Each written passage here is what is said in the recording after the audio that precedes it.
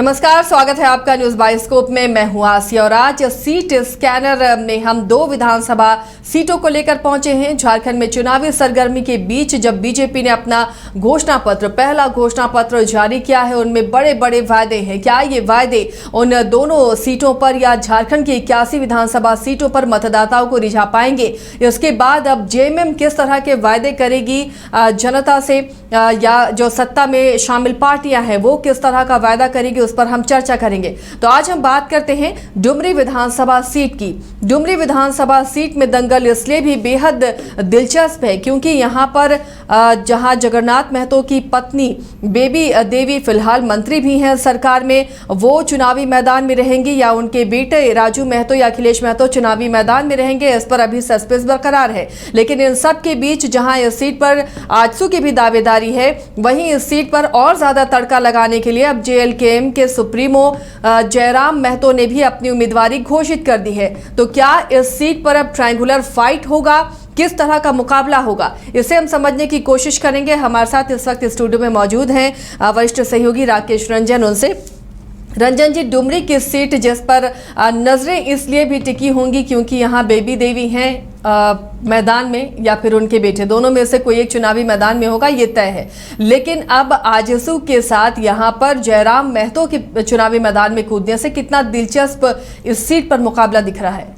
देखिए, अगर हम डुमरी सीट की बात करें और अगर इसको स्कैन करें तो हम देखते हैं कि जो कुर्मी वोटर्स हैं उनकी संख्या यहाँ सर्वाधिक है और राज्य में सिल्ली के बाद ये दूसरा सर्वाधिक कुर्मी वोटर वाला क्षेत्र है। और ये आपको उस वक्त भी दिख जाएगा जब आप इसे स्कैन करती हैं कि यहाँ पर जो है आपको महतो विधायक ही अगर आप देखें तो 1980-85 से वो आपको दिखेंगे कि केवल महतो विधायक ही यहाँ से चुनाव जीतते रहे हैं। अगर इसे आप आगे स्कैन करें तो इसमें आपको 3 व्यक्ति जो है वो दिखेंगे। एक है शिवा महतो, दूसरे हैं लालचंद महतो और तीसरे हैं जगन्नाथ महतो। ये 3 व्यक्ति जो हैं यहाँ पर महत्वपूर्ण हैं। जगन्नाथ महतो ने डुमरी से 4 बार चुनाव जीता है, जबकि लालचंद महतो और शिवा महतो ने 3 बार जो है वो बाजी मारी है और डुमरी जीतने में सफल रहे हैं। और देखिए, जगन्नाथ महतो के साथ जो एक खास बात रही कि जब उन्होंने जीतना शुरू किया तो वो लगातार जीतते रहे। तो जो जीत का चौका उन्होंने लगाया है, 2005 में जीते, 2009 में जीते, मोदी वेव में 2014 में जीते और फिर 2019 में भी वो जीते। इसके बाद उनकी मृत्यु जब हो जाती है और उसके उपरांत जो बाई इलेक्शन होता है, उपचुनाव होता है, तो उनकी पत्नी बेबी देवी जीतती हैं। तो जो बाकी 2 नाम हमने बताए, शिवा महतो और लालचंद महतो, वो लगातार कभी जो है इस तरह से जो है नहीं जीत सके। तो सर्वाधिक बार जीतने का रिकॉर्ड जो है वो जगन्नाथ महतो के नाम है। और जब इस सीट को हम स्कैन कर रहे थे तो एक और दिलचस्प बात दिखी कि जगन्नाथ महतो जो जेएमएम के स्तंभ थे, जब उन्होंने 2000 में चुनाव लड़ा था तो वो जेएमएम के खिलाफ ही चुनाव लड़ रहे थे और वो समता पार्टी के कैंडिडेट थे। और 2000 के चुनाव में वो दूसरे नंबर पर छूटे थे और जो जीत हासिल हुई थी वो जेडीयू के लालचंद महतो को जीत हासिल हुई थी। मतलब जेडीयू ने समता पार्टी को पराजित किया था और जो जेएमएम है वो 4थी पोजीशन पर छूट गया था। उस समय शिवा महतो जेएमएम के टिकट पर चुनाव लड़ रहे थे और उन्हें 7.18% ही वोट मिले थे।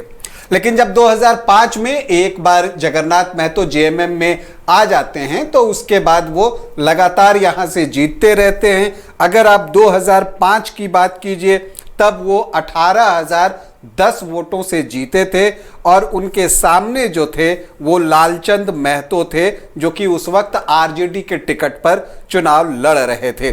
तो जो हार उन्हें लालचंद महतो के हाथों 2000 में मिली थी उसका हिसाब जो है उन्होंने अगले ही चुनाव में चुकता कर दिया। झारखंड बनने के बाद ये पहला विधानसभा चुनाव था।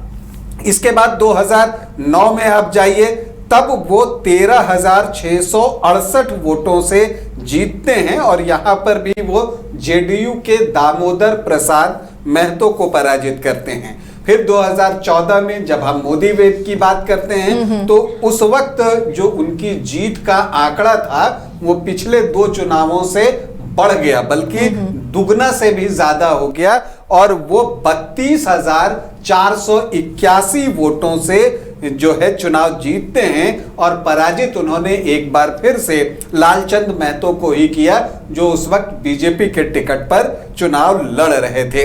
फिर 2019 की बात आती है, तब बीजेपी और आजसू अलग अलग चुनाव डुमरी में लड़ रहे थे और तब जगन्नाथ महतो ने यहां पर 34,288 वोटों की जीत हासिल की। हालांकि अगर आप बीजेपी और आजसू के वोट जोड़ दें तो वो जगन्नाथ महतो से ज्यादा निकलेंगे, तो वोट बंटने का फायदा जगन्नाथ महतो को हुआ और उन्होंने जीत का चौका लगाया। उसके बाद उनका निधन होता है और फिर जो उपचुनाव होता है उसमें बेबी देवी जो हैं वो आजसू की यशोदा देवी को पराजित करती हैं 17,153 वोटों से।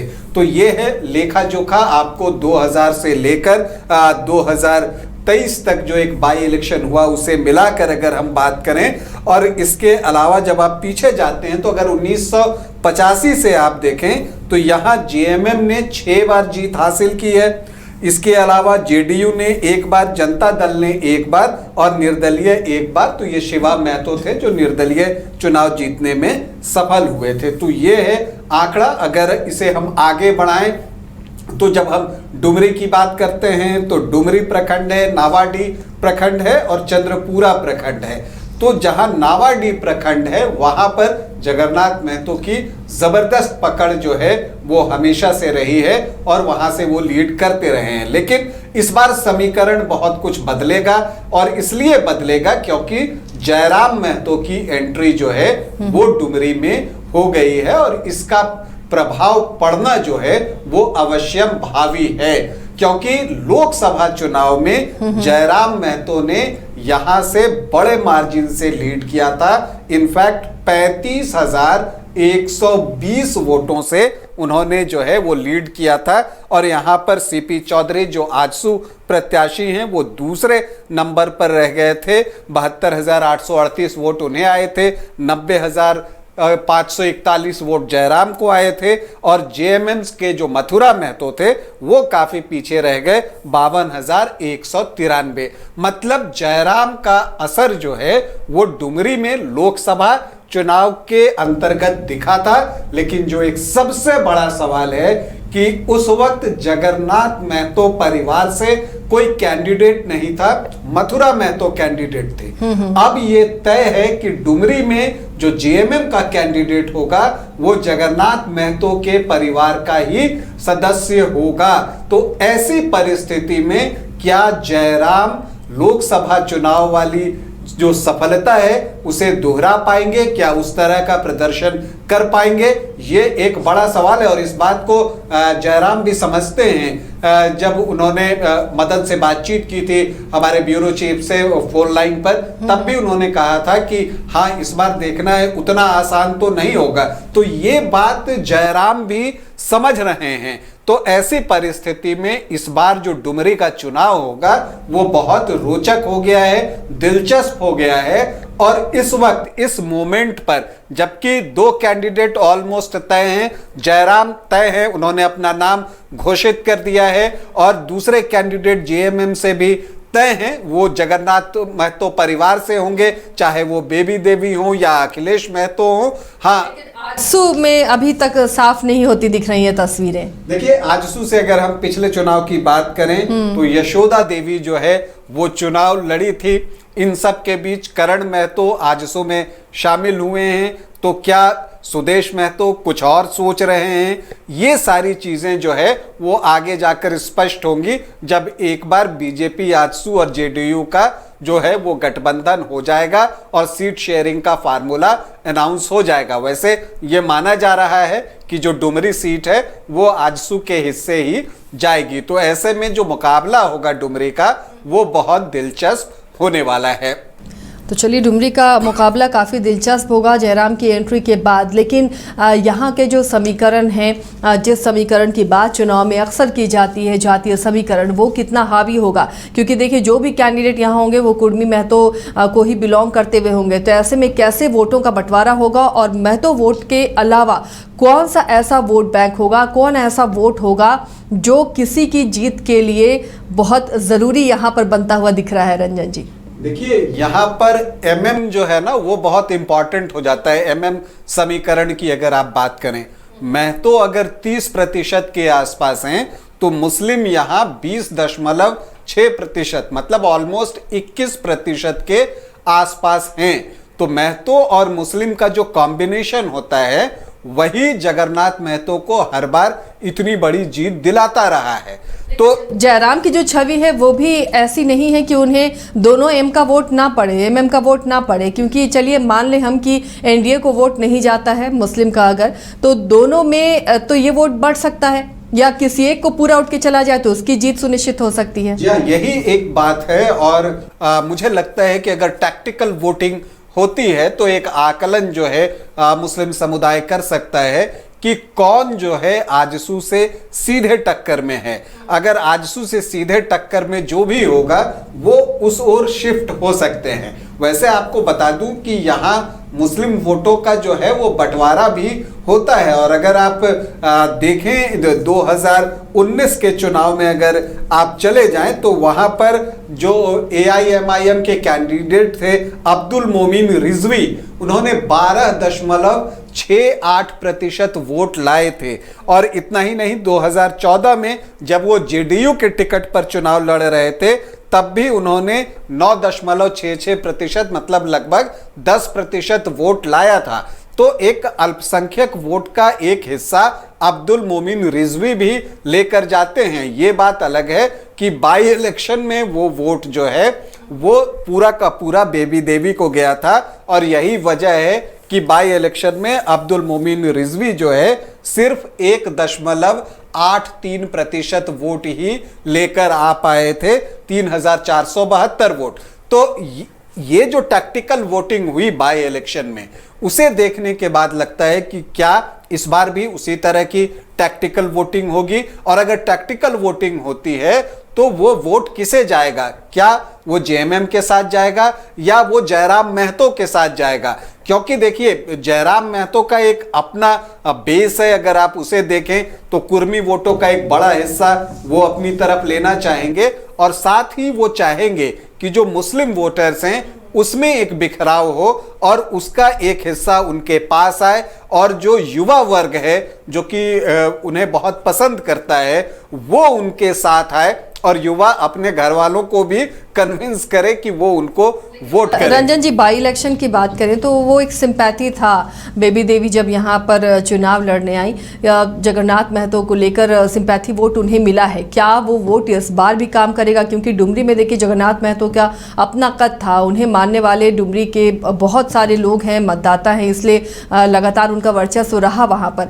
तो ऐसे में क्या वही सिंपैथी वोट इस बार भी काम करेगा?